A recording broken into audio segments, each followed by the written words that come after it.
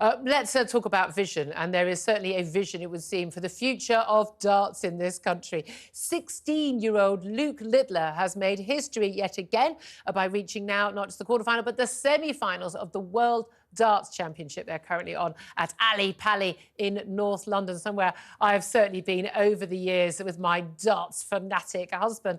Joining me right now to discuss this, incredible new character in the world of darts is former professional darts player and, frankly, still darts legend, Bobby George. Good afternoon to you, Bobby.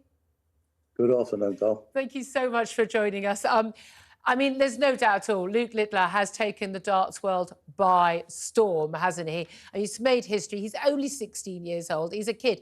Although, as we've been joking earlier, if you want to put a picture of him up on the screen for those who haven't seen, if he was one of the Channel migrants and he arrived, you'd be checking his dental records going, are you sure you're 16? He's a big lad. He's got the beard. He's got the porch. To me, I've got to be honest with you, to me, he just looks like a young Phil Taylor. That's what I saw when I first saw him.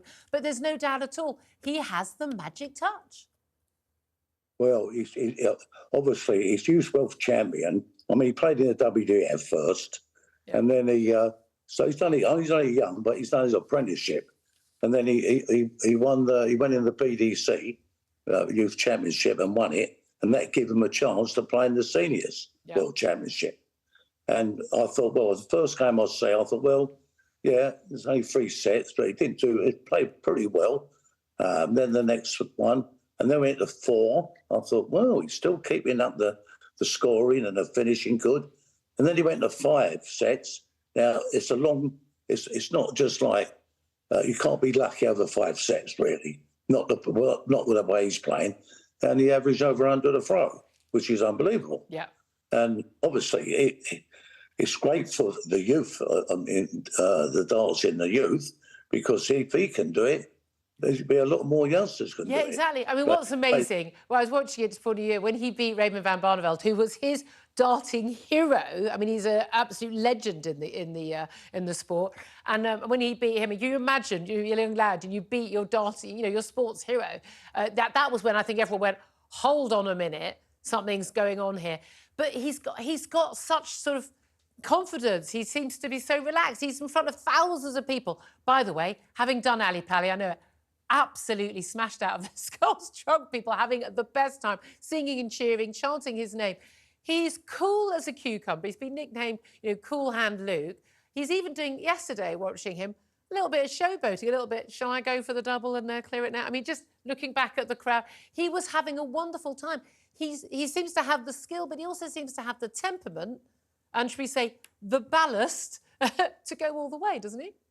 Well, the thing is, he hasn't got no pressure on him, believe it or not, because he does. When he plays darts on the television on a big stage, you don't see the crowd. You're concentrating on the dartboard. Yeah. If you play good in one leg, you might turn around and wave to the crowd, but 90% of your game, you're concentrating on the dartboard, and the nerves are not there. He's so young. He's not nervous, but the more he wins, it'd be frightening him if he doesn't lose. If he loses, he'd be frightened. He'd be worried. So he's got to keep the pressure that he's playing, keep in front of the player, keep scoring well, he finishes, Matt. He's a great finisher in the game. And not only that, he can count very good. He studied the... It's been an absolute pleasure to watch. And again, there's no doubt at all the darts world is very, very excited about this, this new character. People are talking about how he could win 20, world championships and he'd still only be 35. I mean, it is incredible what he might do. The key thing is that there are a lot of people who do not understand the darts thing. They think it's just something that some blokes play in the corner of the pub. Darts is huge. It is huge on the telly. It is huge. I mean, honestly, I recommend to everybody the dart. Honestly, it's the most fun day out you could possibly, or night out you could possibly have. They do both, especially at Hartley-Brewer, which is really sort of the biggest venue. But there's so much money in it. He's already earned 100,000 from getting into the semi-final, winning the quarter-final. He could earn 200 grand tonight. It will be 500 grand winnings if he wins the final. And there's talk about him now being the favourite. I mean, there is and that's before you've even got a sponsor.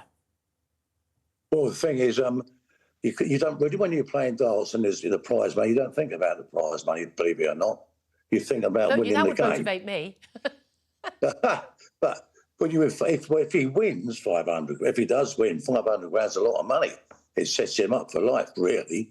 But the boy has worked hard. He hasn't just had a game at a pub, like you say. He's been practicing since as a kid. He's learned to count. He's played all the systems. He's gone all the way through, and he's as good as them. Well, he's better than most of the guys now. They'll fight. And also, everyone's talking about his girlfriend. He's got a 21-year-old glamorous girlfriend, friend. Apparently, there was a big kiss on the lips. At least 100 grand in his pocket at 16.